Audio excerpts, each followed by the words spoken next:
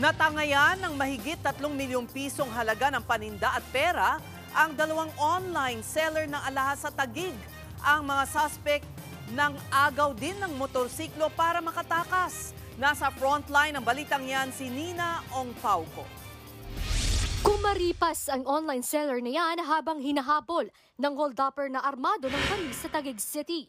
Nadapa ang biktima at nabitawan ng bag niyang naglalaman ng mga alahas. Dinampot naman ito ng hold-upper sa kaumangkas sa motorsiklo sa may takas. Sa pangkuha ng CCTV, makikitang binangga ng driver ng biktima ang mga kawatan. Inabandona naman ng mga sospek ang kanilang motorsiklo at tumakbo.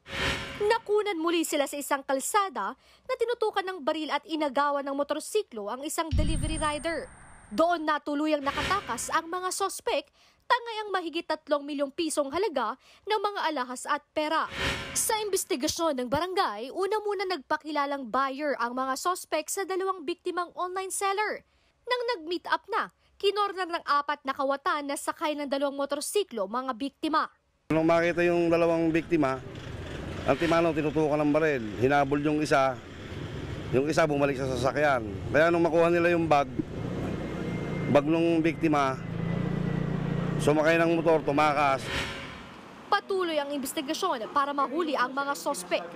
Nagbabalita mula sa frontline, Nina Ongpauco, News 5. Mga kapatid, Julius Babaw po. Para sa komprehensibo at makabuluhang balitaan at talakayan, mag-follow at mag-subscribe na sa social media pages ng News 5.